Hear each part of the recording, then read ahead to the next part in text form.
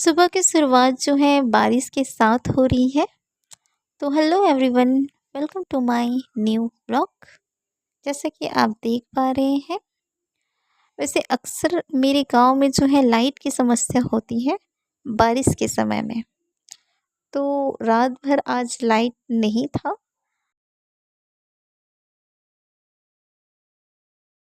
जो है अब अपना पहला सेक्शन स्टार्ट कर रही हूँ। तो चलो पढ़ाई करते हैं, जिसमें है हमारी पॉलिटी, जिसमें मैं पढ़ने जा रही हूँ मूल कर्तव्य को।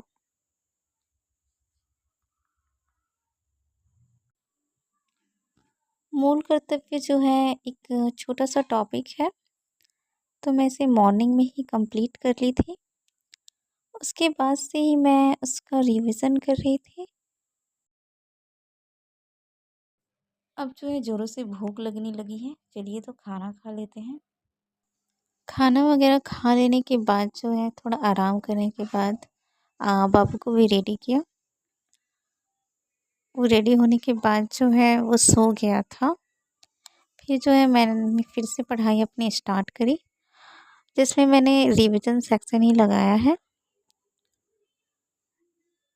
तो मैं पॉलिटी का ही कर रही हूँ अभी भी। तो चलिए पढ़ते हैं, रिवीजन करते हैं बहुत अच्छे से।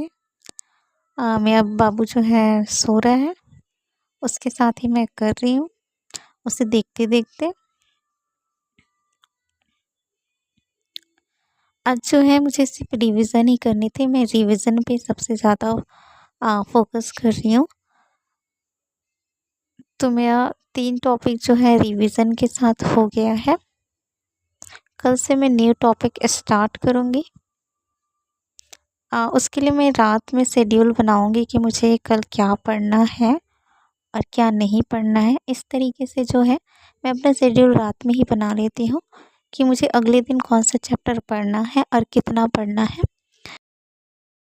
सही कहते हैं लोग कि मुश्किलें तो आती रहेंगी, मंजिलें भी मिल जाएंगी, बस हौसला रखना और खुद पर विश्वास रखना।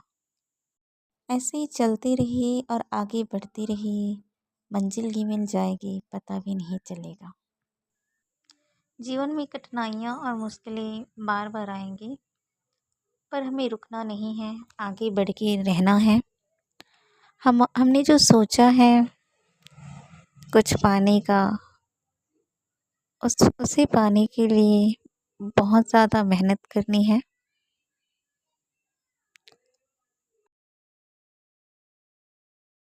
सफल होने के लिए इंसान को बहुत कुछ करना पड़ता है, बहुत मेहनत करनी पड़ती है, बहुत ज़्यादा।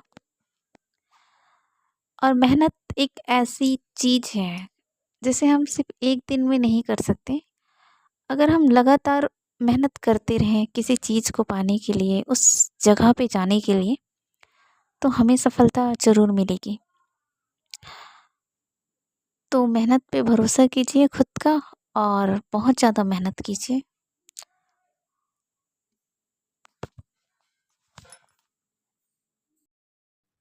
मेरा बाबू जो है अभी सिर्फ 3 मंथ का है। तो मैं फैमिली और बच्चे के साथ ही पढ़ाई स्टार्ट करी हूँ। किसी भी एग्ज़ाम की अगर हम प्रिपरेशन करते हैं, तो सबसे पहले हमें जो है सिलेबस की अच्छा खासी जानकारी होनी चाहिए कि कहाँ से कौन सा क्वेश्चन आ रहा है और क्या करनी है। तो सिलेबस सबसे पहले देखिए, उसके बाद ही जो है आप स्टार्ट करिए। तो इससे काफ़ी आसानी होती है किसी भी एग्ज़ाम को निकालने में, क्योंकि जब तक हम एग्ज़ाम का जो पैटर्न है उसको समझ नहीं लेते कि क्या पूछता है क्या नहीं, तब तक हम नहीं कर सकते।